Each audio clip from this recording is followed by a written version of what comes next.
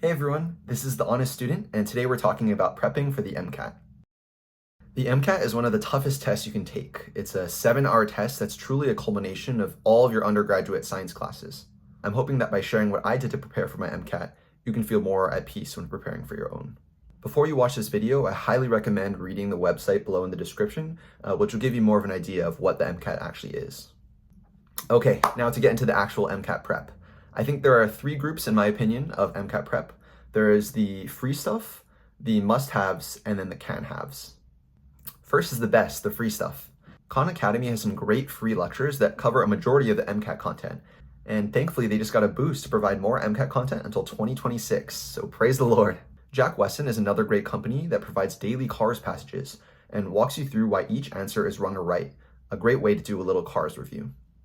Lastly, most test prep companies like Kaplan, Altius, Blueprints, and Princeton Review will provide one free full-length test that you can take. Feel free to take all these tests, but be warned. I've heard and partially experienced that they may slightly deflate your scores on the trial test in an attempt to get you to buy their prep.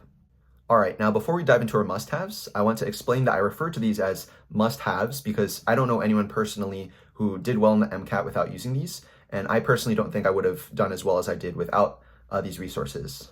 Of course, I'm not you, and everyone studies differently, so please feel free to take what I say with a grain of salt. I would say undoubtedly the most important must-have is the AAMC material. These questions are written straight from the actual test writers, and thus they will most closely resemble what you will actually encounter on your test day. If your finances allow it, I would definitely recommend buying everything that AAMC has to offer. However, if you were buying a test prep course from Kaplan or Princeton Review, for example, this may be included with your course, so I would check on that before you purchase the AAMC material. With the AAMC material, you are given 4 AAMC tests plus a 5th sample one that doesn't actually record an official score. I would recommend taking one AAMC test at the very beginning as a baseline, then using the rest of your AAMC material near the back end of your studying leading up to your test. This makes sure that you're practicing with the best questions right before game time.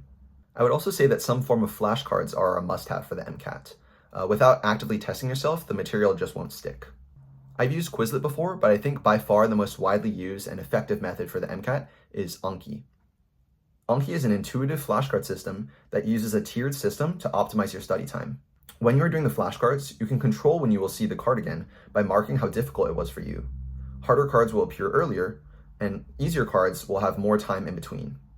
While there are some decks online, I prefer to make my own Anki deck based off of questions that I got incorrect or content that I was still learning. This allowed me to personalize the cards for my needs and begin memorization as soon as I made the cards. This also did take a lot of time though, which is one drawback, I suppose. Lastly, I would say that some form of MCAT textbooks are also a must-have. You may be able to find the information on the internet, but I think it would be extremely difficult to gather all of the information of the MCAT and review it in a timely fashion as you're prepping. Like the AAMC material, this is also included when you purchase a course. Now moving on to the could-haves. These are resources that I personally liked and found helpful, but I also know people who did well in their MCAT without using these resources. I used the course because I became a Kaplan student brand ambassador in my freshman year, and all ambassadors are given a free course after working for a year. I'm not sure if other companies do this as well, but I would highly recommend becoming a brand ambassador and doing this if so, because the courses can become a little pricey.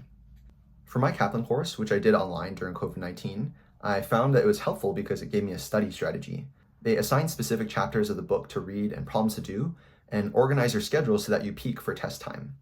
They also helped me to reframe my thought process and test strategy, which would be hard to learn from books alone. I also was really blessed to use the remaining subscription of my friend's UWorld account, which gave me a lot more practice problems. This was helpful to focus on specific sections or content that I was struggling on without being tested on an entire exam. I found that UWorld made questions that were fairly similar to the AAMC questions, but it's totally possible that there are other companies out there that make good questions as well. Since I covered a lot of test practice in this video, I want to emphasize that reviewing the practice is as important as the practice itself. I highly recommend making a why I missed it or WIMI sheet and really going through why you misunderstood a concept or got a question wrong.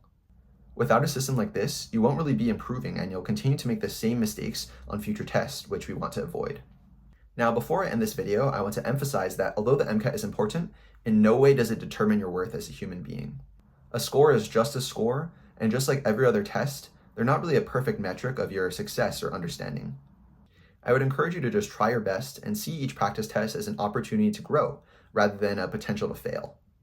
I really hope this is helpful for you, and best of luck on your MCAT studying. Thanks for watching.